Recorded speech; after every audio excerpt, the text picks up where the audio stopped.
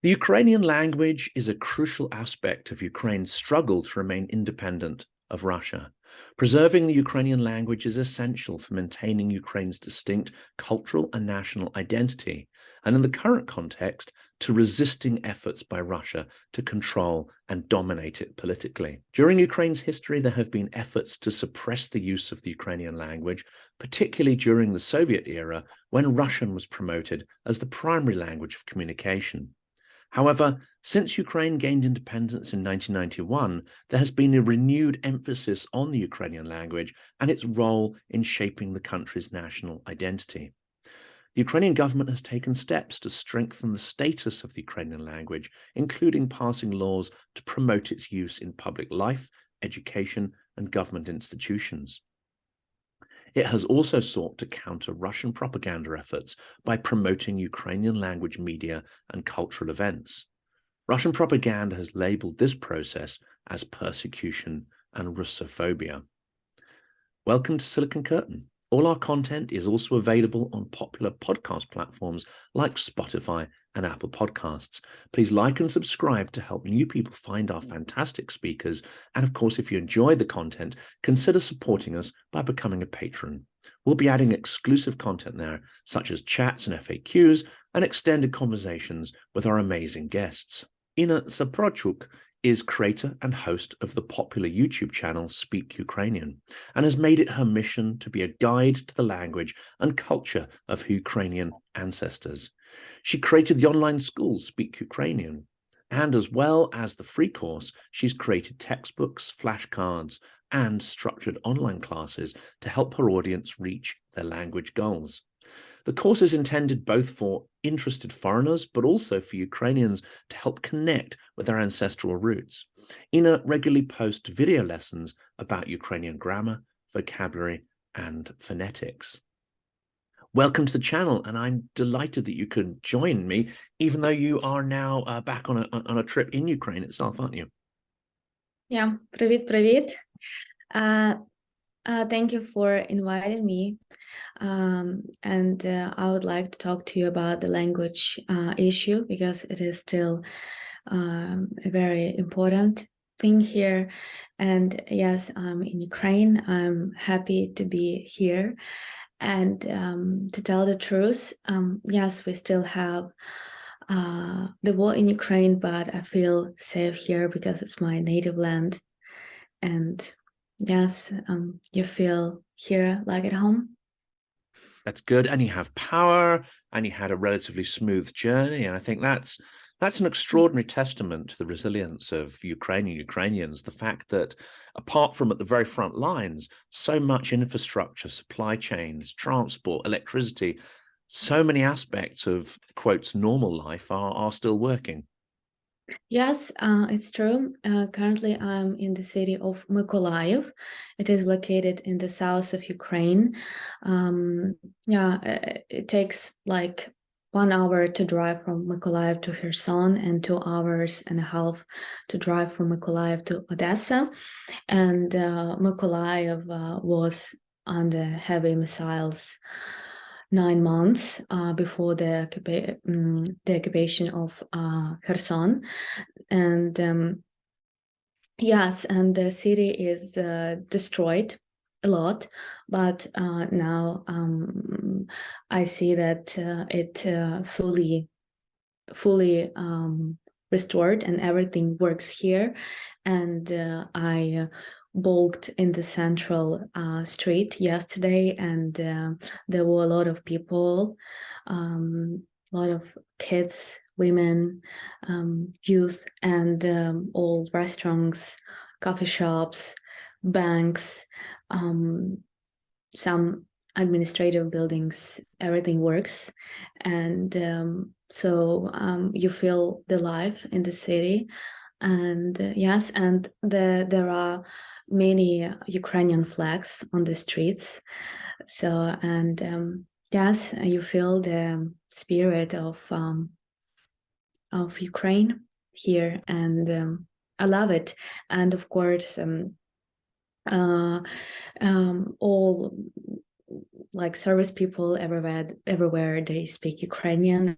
And that's probably a really interesting place to start, because, of course, your channel is intended for foreigners who are interested in learning Ukrainian. And, you know, I mean, Ukrainian was not necessarily the language of choice. Going back a few years, people would have chosen Russian, because we know Russian politics, Russian soft power has been strong over the years, and of course Russian propaganda.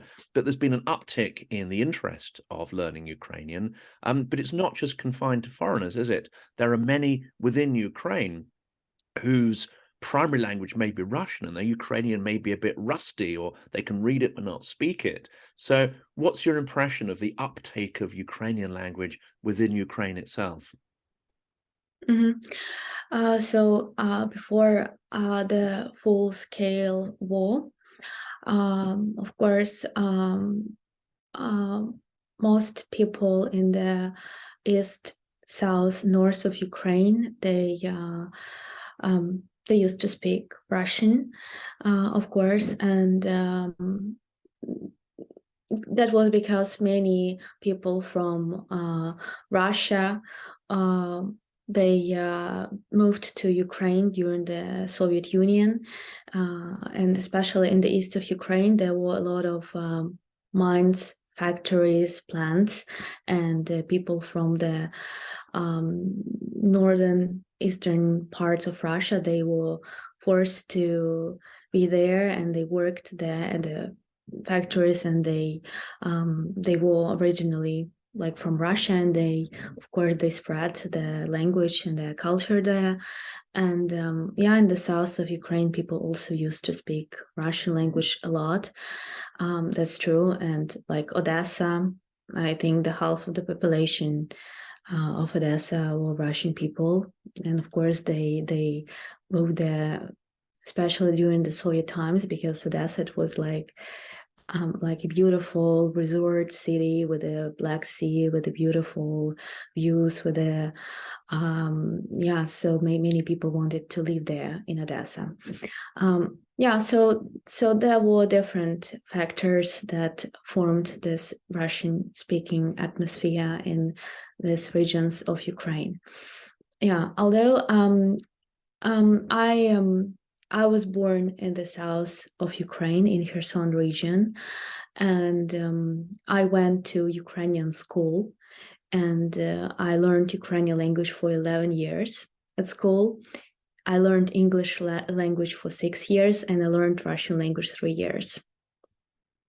So we had like one lesson per week of Russian language, and it was like a foreign language. So for me, Ukrainian language was my native language, indeed. And of course, I was fluent in Russian because I watched a lot of movies, TV shows in Russian, and also many Ukrainian channels. They produced lots of products also in Russian, and I read many books in Russian. I have a big library at home, and there were lots of Russian classic books, and of course I read them, and therefore I was fluent in Russian language. Indeed, but I can say that in Kherson region, in my native village, I used to speak Ukrainian or some like surjik. It's a social act, like mix of Russian and Ukrainian, but it is closer to Ukrainian language.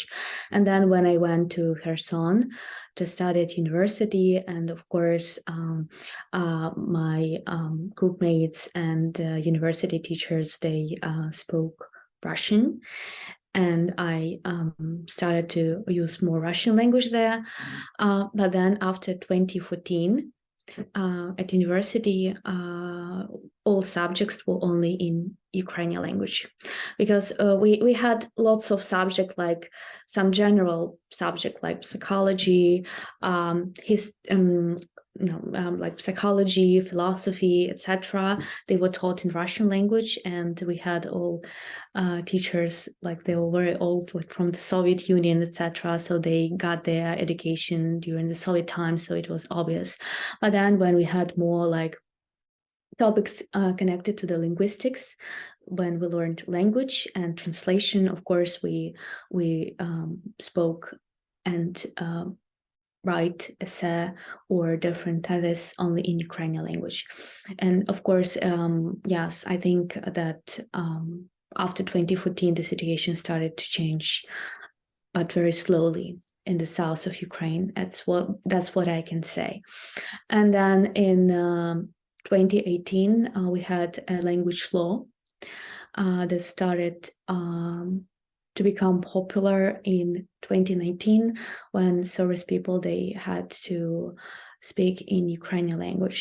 So if you go to restaurant, to post office, anywhere, you have to get your service in Ukrainian. But if you want to ask, please, could you please speak to me in Russian, because I don't speak Ukrainian, I'm from Russia, or could you please speak English if you know, please, you can do this.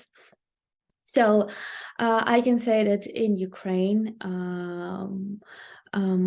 people tolerated Russian language a lot, and we didn't have any kind of opposite thoughts against it, and it was just a big propaganda that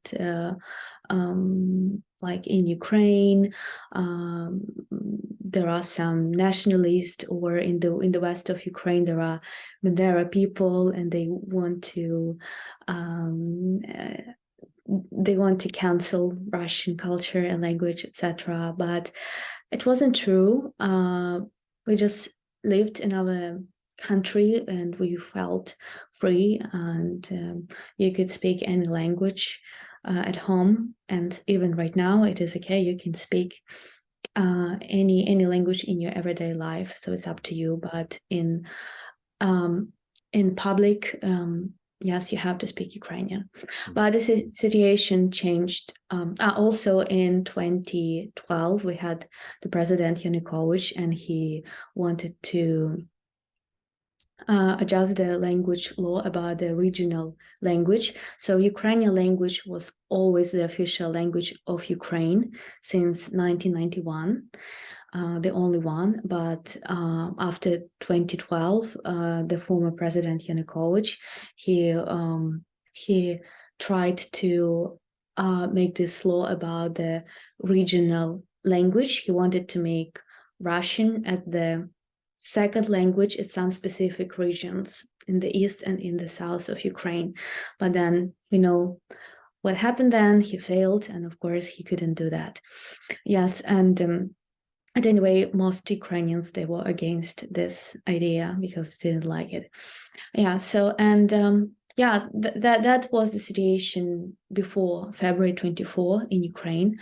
But of course, 1 year ago, the situation changed, yes, significantly. And yes, I can say that we had some language revolution 1 year ago. So we can talk more about it. I mean, cancel culture and the idea of cancel culture is as much, I think, a propaganda tool as it is a real thing. I mean, of course, in the so-called culture wars, certain stuff does happen. Certain speakers have their voices muted or etc. So there's always going to be this sort of, conflict between different ideas and speakers. But the idea that somehow Russian speakers were discriminated against, or people wouldn't speak to them at all, or they get abuse, let's say in Kiev or other places, this of course is nonsense. And for those who speak neither Ukrainian nor Russian, it's somehow quite easy for this propaganda to warp their view of how Ukraine works. And one of the things I found, certainly from last year onwards, I started watching Ukrainian sort of TV news clips, especially when they have some really interesting politicians who speak Russian predominantly, who are Ukrainian, and they have some Russian oppositionists. And I found it fascinating that the host of the TV program would be asking the questions in Ukrainian, and many of the speakers would be answering in Russian. One of my favorite ones is Dmitry Gudkov, who's a former KGB agent who is now abroad and does a lot of interviews for, I think it's Hromadske or some other channels. And it gives the lie. It undermines this propaganda idea that somehow Russian is not tolerated. It's there in the media. Russian speakers have strong voices within Ukrainian society. And as you said in your background, many people, even if they can't speak, well, everyone will speak Russian if they're of a certain generation, but many people previously would have read in Russian and Ukrainian, and it's a real sort of bilingual culture. Yes. So I can say that in my life, I heard lots of very strong propagandic theories. First of all, they say that Ukrainian language is the language of village people. It means only uneducated, stupid people speak Ukrainian, that Russian language, the language of elite, the language of powerful nation, in the language of Tolstoy, Pushkin, Lermontov, blah, blah, blah. So we had they put these ideas in our heads all the time, and many people believed in it, and some people they shy to speak Ukrainian because they didn't want to look unprofessional, or it's horrible. And I heard these ideas too. Or if you speak Ukrainian, then you're like a person from the west of Ukraine, or you're a nationalist, etc. So they were against people in Ukraine. I mean, Russian people, they were afraid of Ukrainization and people from the west of Ukraine. Therefore, we have a very we have a bad and painful history that Ukrainian language, culture, literature, it was cancelled many times during the many centuries in Ukraine. And there were different laws like Valuevsky Circular, Emsky Ukaz. So these two huge laws were accepted in the 19th century, and it was forbidden to write, to speak, to create in Ukrainian language, to make plays in the theaters in Ukrainian language. So, and people were prosecuted if they used Ukrainian language. Many Ukrainian writers, they were sent to prisons in Siberia. They were killed. And there are lots of different historical facts that tell us about that, how Ukrainian language, how they tried to destroy it, not only our language, our culture, but Ukrainians. And these horrible laws were accepted in the 19th century. Then in 20th century, we had that at the beginning of it, many representatives of Ukrainian elite, politicians, activists, priests, writers, artists, they were sent to Russia, or they were killed. Then we had the period of shooting Renaissance, when all Ukrainian writers, they were killed. They were just shoot by Stalin. All the intellectuals, teachers, writers, yes, politicians as well. Holodomor, so etc. So then dissidents, we have the Ukrainian dissidents. So it was horrible times, and again, Russia did it, and again they don't like our path of democracy and independence.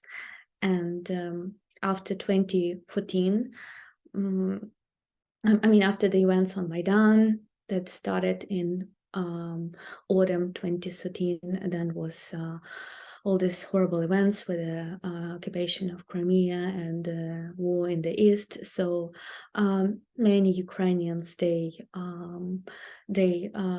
were tired to accept this Russian propagandic topics, and they started speaking Ukrainians. They started this Ukrainization, because many Ukrainian cities, villages, they were they went through this Ukrainization. We changed the names of even huge cities, like Dnipropetrovsk became Dnipro, for example, yes, because Dnipro just the name of the river, but without this Petrovsk, Piotr, without all this bullshit. Yes, and also we realized that we don't want to have any of this Soviet monuments, or monuments of the Lenin. So we had this revolution in every city and every village. So we wanted to get rid of all this kind of things. We didn't want to have any connection with it, because the Soviet Union didn't bring anything good for Ukraine, just lots of suffering, death, and discrimination. So again, 1 year ago, we started to have this big change again, this big revolution in the heads of many Ukrainians. Now we know that we have like one-way path. Many Ukrainians realized we have been suffering from Russia, from war, for more than 300 years, and we are so tired of it. So it's just one way for us. We don't want to come back to the previous like scenarios. We realized that it's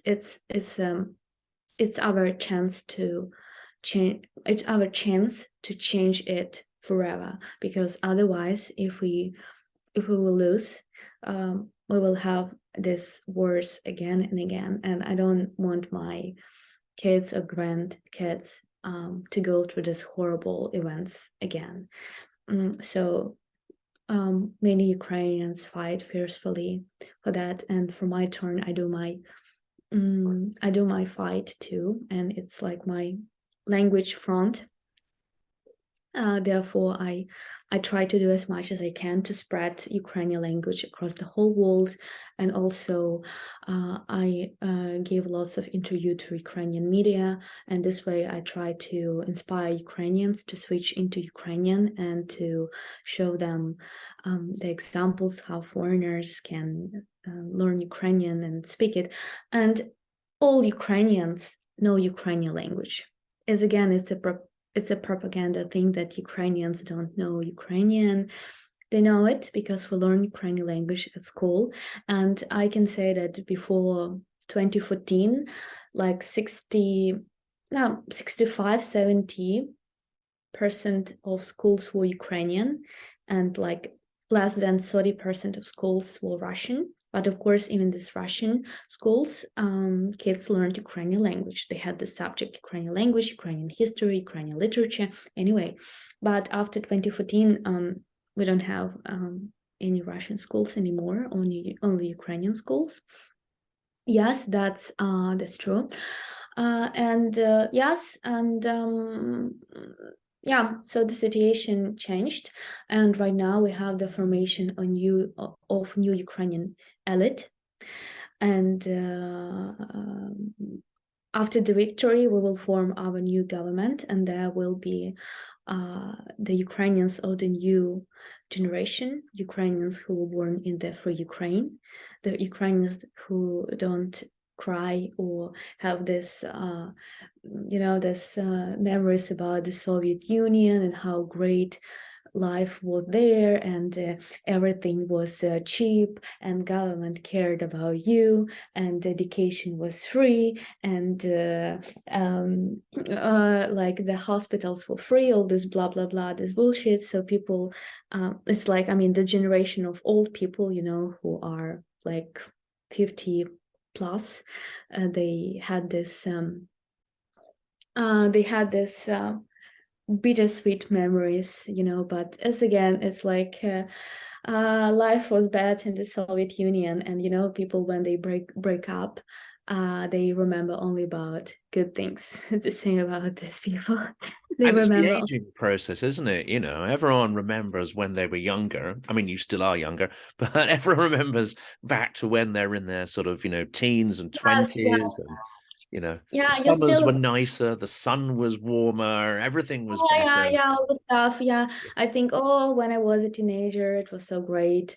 I had such a easy life. I lived with my parents. I didn't think about anything. There weren't any war. Oh, when I was a student, it was so great to go to the university, etc. So all this kind of stuff. But yeah, unfortunately, right now the situation has changed, and my father, he's still under the Russian occupation, and yeah, he's 62. So he was born in the Soviet Union. He got education in the Soviet Union. He was forced to serve in Russia, so he knows that life very well. And yeah, but it was horrible. He loved British music a lot, and he said, "Ina, it was so horrible. I had to pay 50 rubles to buy Pink Floyd vinyl, A yeah. vinyl, yeah, a record, yeah. Yes, his salary was 100 rubles, and one vinyl costed 50 rubles on the black market, and he had to hide with that vinyl. Yes, so it's horrible. Yeah, and he has been living under the occupation for 1 year, and it's horrible. And thank God we have connection.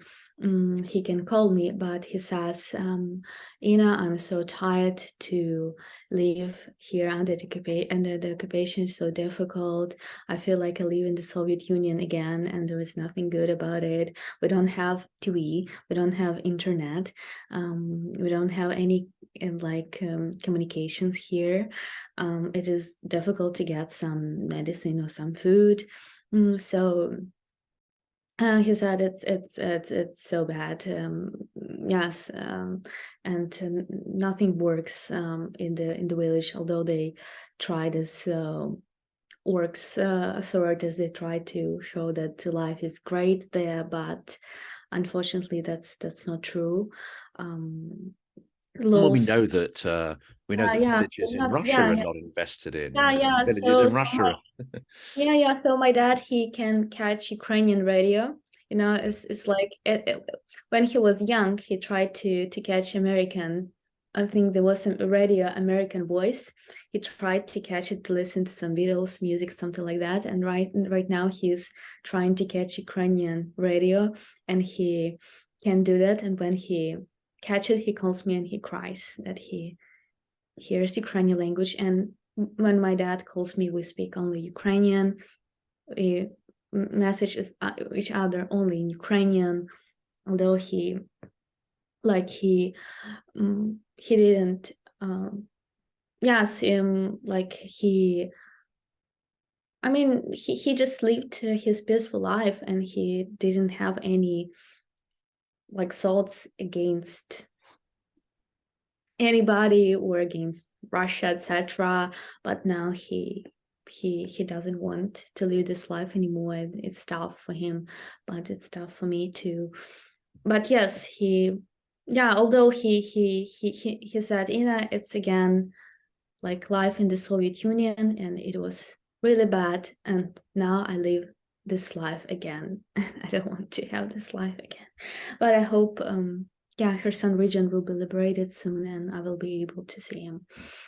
I hope so. And Yeah. it must be dangerous for many different reasons, but of course, one of the features of the Soviet Union is that you were always at risk of your neighbors, informing on you to the authorities. So do people who speak Ukrainian, listen to Ukrainian music, I assume they have to be quite careful at the moment in those occupied territories. Maybe in villages it's less dangerous, but certainly in the larger cities, you run a real risk, don't you? I think it is more dangerous in the small villages because unfortunately some people, they collaborate with the Russians, and if they don't like you, they can say something bad about you. Just they can make it up. Oh, I saw Ukrainian flag in his apartment, and even if it's not true, they will come to you and take you to the torture room, and they will torture you until they just search all your place. Yeah, so it's even more dangerous to live in the small village because yes, people know everything about everybody, and especially don't like people who were like military people or who worked in Ukrainian police, etc. And if you taught Ukrainian language at school, yeah, they don't like you too. And of course, we know that in the occupied territories, Russian propaganda, the first thing they do is switch off local media and they replace it with a sort of intense bombardment of propaganda. But I think a lot of people forget that in the occupied territories, there have been, large cities and populations that certainly have been under that control for 9 years now, since 2014. But even before then, the Ukrainian government was not particularly strong at countering Russian media threats. In fact, Russian media was able to broadcast and percolate deep into Ukraine with almost sort of no regulation and censorship there. And Russian media, Russian soap operas and programs had a certain kind of inbuilt call it anti-Ukrainian bias, or had a certain set of cultural tropes that, as you said earlier, would cast Ukrainians not in the sort of hero roles, not in the smartest roles. Often there'd be criminals or servants or whatever. So this kind of sort of cultural slur, or this cultural sort of cliche, not even cliches really, because they're lies, but these kind of cultural tropes. When do you think that started? Because it long predates the current invasion and of course 2014. I think it started since 1991. Russian propaganda is very strong, and and I have to say it works very well. They did a very great job to lie and to show their reality, their truth to people in Ukraine, especially in Crimea. It worked perfectly in Crimea. My husband, he was born in the west of Ukraine, in Ternopil, but his mom, she's from Crimea. She's originally from Crimea, but she moved to study in Ternopil. She studied there as the economist, because there is one of the greatest Ukrainian economic universities. And my husband, when he was a child, it was like, I don't know, the beginning of 2000s, he went there to visit his grandparents. And when he spoke Ukrainian there, other small Crimea's boys called him Bandera. And my husband didn't know why. Why was he like why was he manipulated? Why was he like bullied? Like when you are bullied, yes, But bullied. Yeah, why was he bullied by other kids?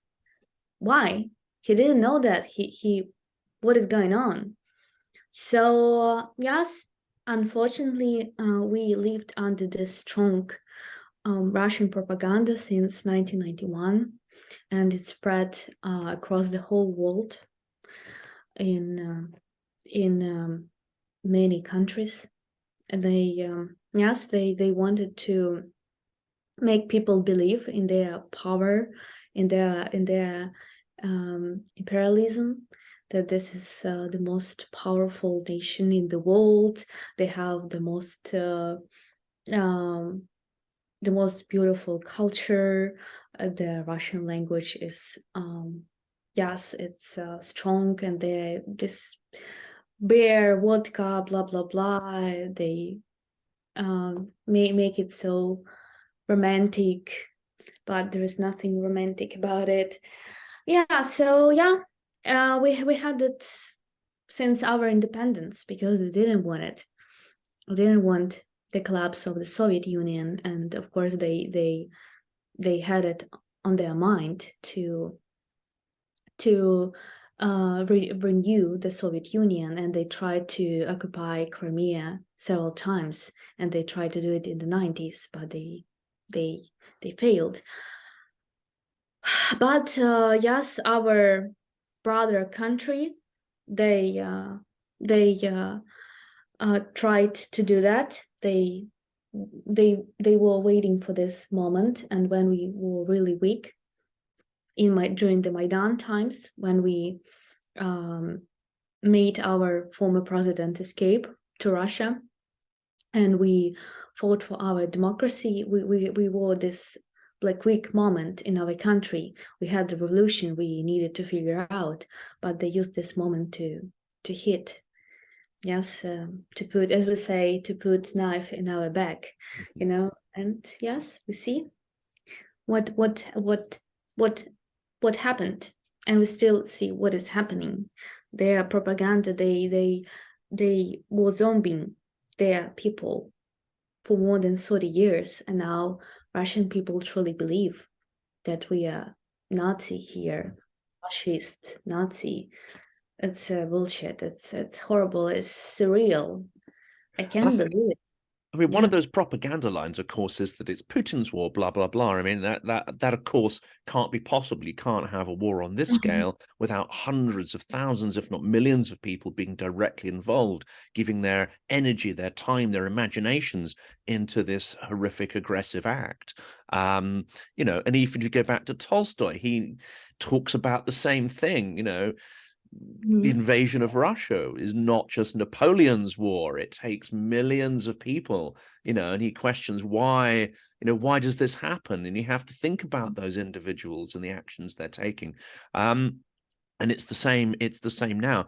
There's a fascinating channel which I'm not sure you've seen. We probably don't want to watch it because, you know, I mean, most Ukrainians don't want anything to do with Russia or Russian language at the moment. But the channel called 1420, and it's a couple of brave Russians, and they do interviews on the streets. I know this You channel. know, but there you hear the voices, exactly what you're talking about. You hear all these propaganda tropes, all these racist impressions. And, you know, occasionally you'll get maybe 1 out of 10 or 1 out of 20 people will say something original, something that's clearly a view that they've thought of that is not propaganda, and says, no, this war is bullshit, this war is propaganda, etc. And, you know, it shouldn't be happening. So occasionally, very occasionally, get a small percentage of people who say that. But as you say, the majority, far from opposing the war, have these terrible narratives that they've been programmed to think, and then they just sort of repeat them in a robotic fashion. Yes, they just live in their reality, and they believe that the whole world is against us, and we are saints, and we know the truth. And yeah, it's horrible. I can't believe. And unfortunately, yes, 70% of Russian people support this war, and 30% of them are silent. And another one of these propaganda ideas, and you mentioned it there, is the sort of brotherly nations. Yes. Дружеский народ and all that kind of nonsense. Oh, it's horrible. Yes, and they made lots of TV shows about that. They made some like research about it, proving that we are brothers. They even made some music, like songs about it, that there were 3 sisters. The older sister is Russia, the middle sister is Belarus, and the younger sister is Ukraine. But unfortunately, the younger sister was so silly, and she believed to the West. Oh my God, I was just, it's so creepy. It's creepy. Cringy and creepy, isn't it? When I saw it, I was just, oh my God, horrible. But I want to examine some of the subtleties behind that, because this is one of the many things that comes out, especially in the 1420 interviews. And this is the Russians basically saying, well, we're the same, with same culture, same roots, same history. I mean, all of those we know are lies, but I think it's worth unpicking it in detail, because this kind of stuff also sometimes works on a Western audience too. And I think there's some fundamentally interesting things that have come out from the conversations I've had with the Ukrainians. And one is that Russian culture is fundamentally backwards looking, whereas Ukrainian culture is forward looking. Russian culture really exists in a world of trauma and victimization, and in some kind of sadomasochistic way almost takes pleasure in the trauma and victimhood and the general misery of life. And what I've started to learn about Ukrainians is you're quite the opposite. I mean, you take joy in food, in nice houses, in cozy rooms, in living a good life and celebrating a good life. So you Yeah. couldn't have two cultures which are more different, in fact. We are completely different. Our languages are different. Our culture is different. Our music, our literature is completely different. Because I read some Russian classic and I read all Ukrainian classic novels, and they are completely different, and always in Ukrainian, our Ukrainian main writers, it's Taras Shevchenko, Ivan Franko, and Lesya Ukrainka. All their poems, they were about the strong spirit, about the fight, about the independence, about the democracy, and they said that fight and you will win, like save your motherland, protect your language, yes, be proud of Ukrainian, love Ukraine. They said that in their yes, in their poems. So of course it formed us, and yes, it's completely different. It has different spirit, and we are different people. We have different mentality. We have free mind. Um, I always felt free in my country, and I always could express myself as I want. And if I don't like something, I can talk about it. I can easily discuss it with other people. I can protect myself. I can shout about my rights. It's yes, I don't know. It's different. Of course, we are completely different. We don't have anything in common. And right now, after this horrifying, bloody, full-scale war, we don't want to have anything in common with them. Stop. That's it. Nothing in common. We will separate from them completely. And yes, I want to say that before the February 24, I could watch some Russian bloggers. I could listen to some Russian music, but after February 24, it's just like cut off. I can't listen to Russian language. I can't just I can't. I don't know. For me, it's just something like, I don't know. It's when I hear Russian language, it's something like disgusting for me. It's something painful. I don't know. I can't hear it. I can't watch it. I can't speak it at all. I can't speak it at all. I can't say a word out of my mouth. It's something, I don't know. I can't do it. And some of my friends and members of my family, they share the same feeling. They said the same. They can't use it because yeah, when I hear people speaking Russian, especially such this like very strong Russian accent, I feel bad. I can't hear it. I can't be in one room with these people. I don't know. It's something like strange for me, and I don't want to be with it. It's, I don't know. It's how I feel. When I hear it, I feel some pain. I have some bad associations in my head. like fingers scraping on a blackboard, or some Yes, sort of yes, kind of it's yeah. irritating sound. Uh, Yeah. yes, yeah, especially when you're abroad and when I hear people speak in Russian, um, I have, okay, are these people Russians?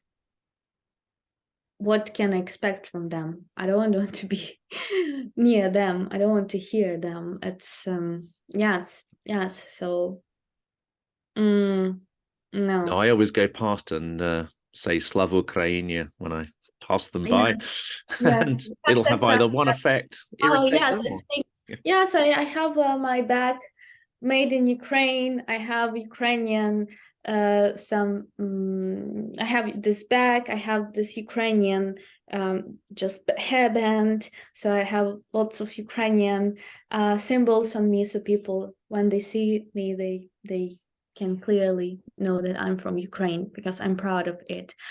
So I'm the person who supports Ukrainization 100% because I am a Ukrainian. I live in Ukraine, and this is the country where I can pretend to hear Ukrainian language.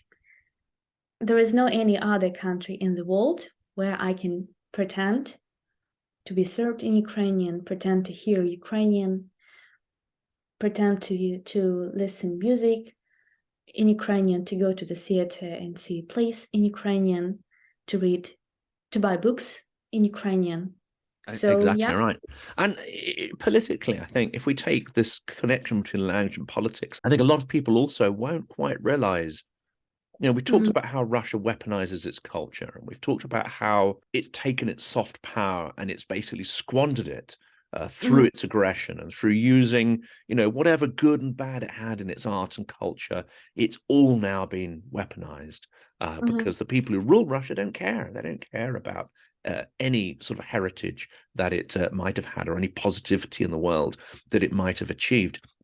And Belarus is an interesting case, isn't it? Because that's a case where the Belarus language has died out. It hasn't had the same protection or motivation amongst the population.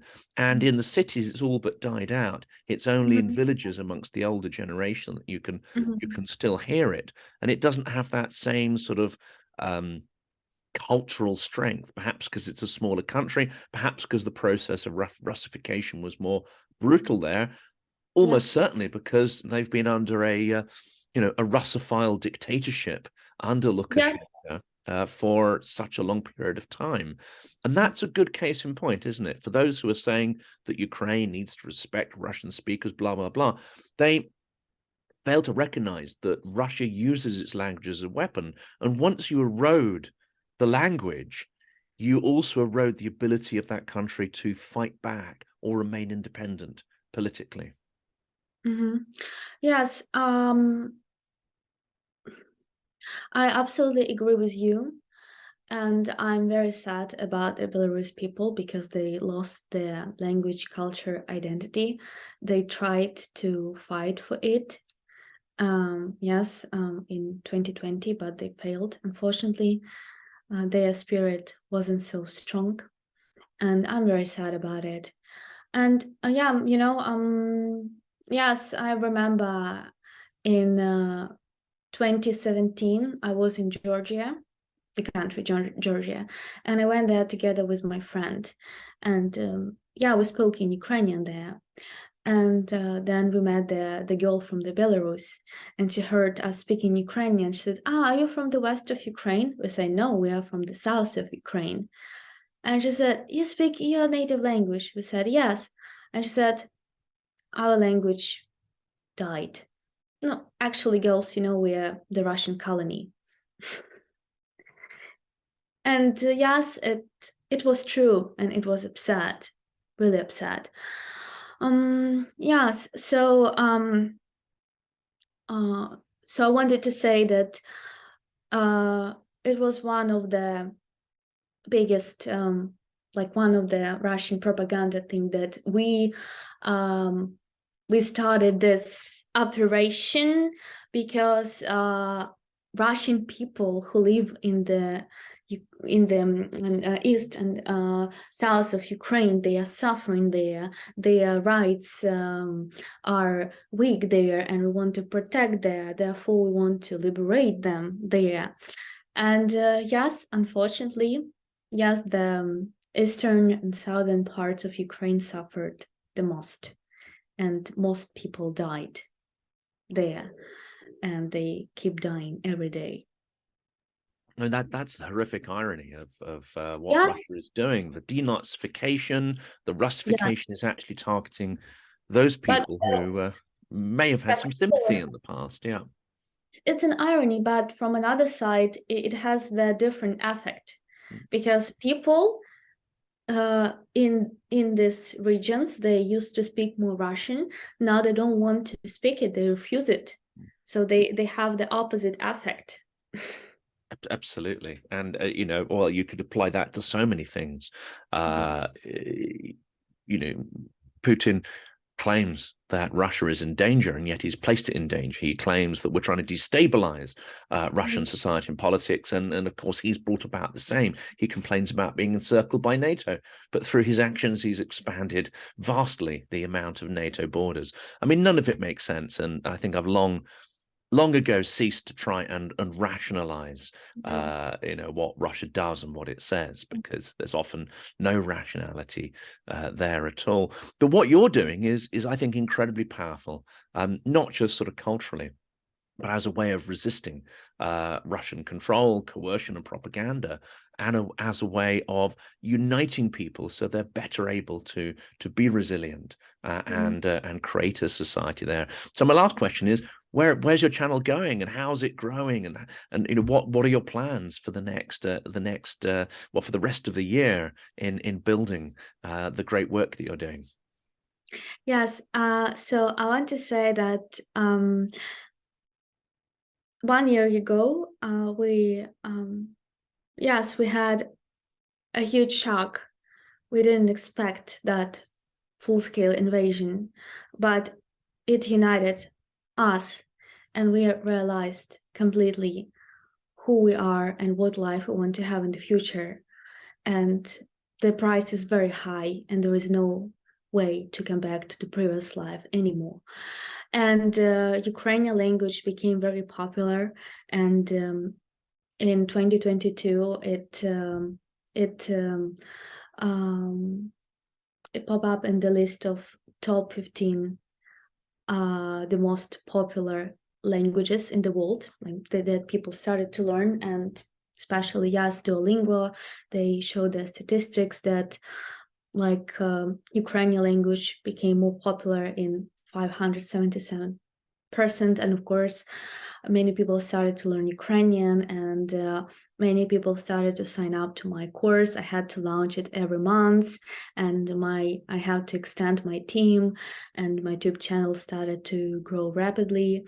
And I got an offer, I offered Oxford to teach my course there, and they agreed. And I'm the first teacher who teaches the Ukrainian language, and it's amazing. It's a huge success, of course. So I'm so happy that I decided to teach Ukrainian language, not Russian, because many people told me, like my subscribers, they say, Ina, it's better to teach Russian because it will be more popular and you will have more subscribers, more clients, blah, blah, blah. But I realized, no, I don't want to teach Russian. I want to teach Ukrainian. It's my native language, and I believe in it. And I'm so happy I did this choice more than 5 years ago. And now I feel very happy about it.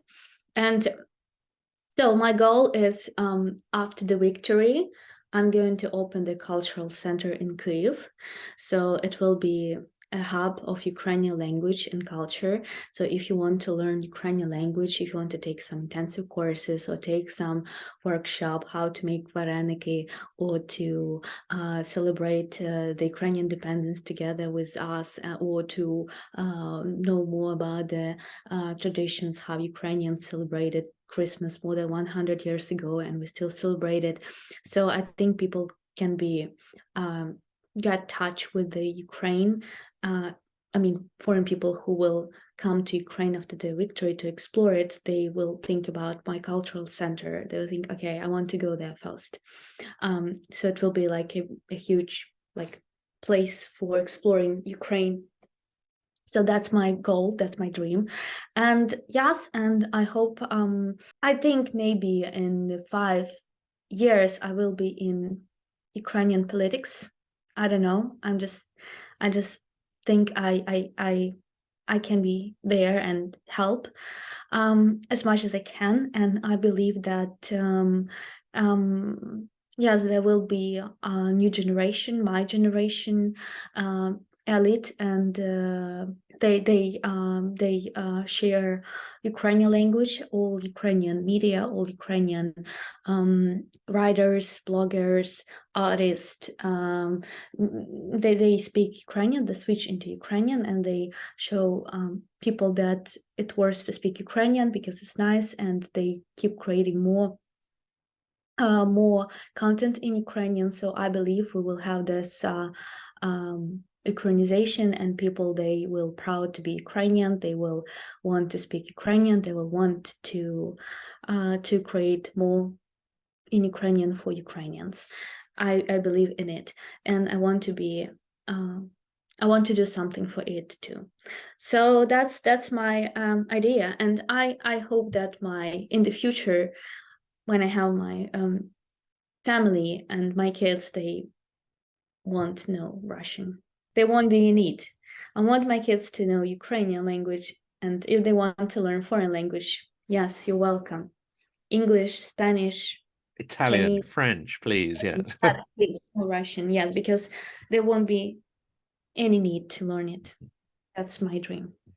I think the cultural centre is a fabulous idea. I really hope that happens. And judging by the success of your channel and the great work you're doing in teaching Ukrainian in Oxford, I have no doubt that you'll be able to achieve that. And I'm so glad you could share these ideas and dreams with us today. And I really encourage people to check out your channel. They're fantastic videos. They're incredibly accessible and really could get people sort of kickstarting their journey to learn Ukrainian.